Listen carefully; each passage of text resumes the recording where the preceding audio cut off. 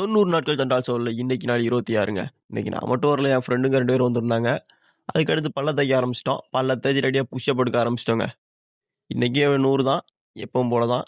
இன்னைக்கு நம்ம ஃப்ரெண்டும் நம்ம கூட சேர்ந்து புஷ்அப் எடுக்கிறேன்னு சொல்லியிருந்தான். என்னோட காலேஜ் நண்பன் கேட்டிருந்தான், என்னடா தமிழ்ல பேசுறேன்னு சொல்லிட்டு தமிழ்லே பேச மாட்டேங்கிற, பெரும்பாலும் வேற இங்கிலீஷ்ல அந்த மாதிரி தான் பேசிக்கிட்டு இருக்க அப்படின்னு கேட்டான். நானும் தமிழ்ல பேசணும்னு தான் நினைக்கிறேன். ஆனால் தமிழ்ல பேசினா யாருங்க வீடியோலாம் பார்க்குறா? கொஞ்சம் தூரம் பார்க்குறாங்க, அடுத்து தள்ளி விட்டு போயிடுவாங்க.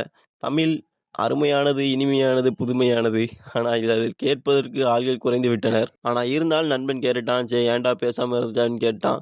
அதனால கண்டிப்பாக கொஞ்சம் பேசி ஆகணும். அதனால் இந்த பதிவில் கொஞ்சம் தமிழ் அதிகமாக பேசலாம்னு நினச்சிருக்கேன்.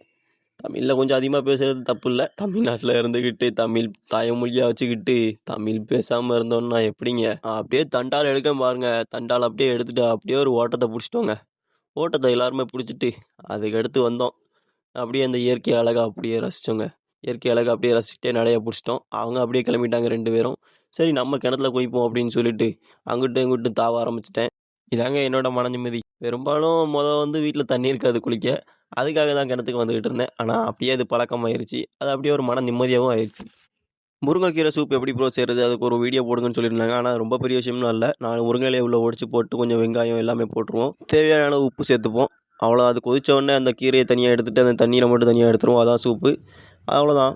அப்படியே தலைலாம் வாரிட்டு அப்படியே லைட்டாக பார்த்துட்டு கண்ணாடியை பார்த்துட்டு அப்படியே சரி ஓகே பரவாயில்ல கிளம்பலாம் அப்படின்னு காலேஜ் பார்த்து வந்துட்டோம். காலேஜ் வந்து இன்னும் கொஞ்சம் நேரம் தான் இருந்தோம். அதுக்குள்ளே வீட்டுக்கு விட்டுட்டாங்க. மீண்டும் அடுத்த பதிவில் சந்திப்போம் இனியவர்களே.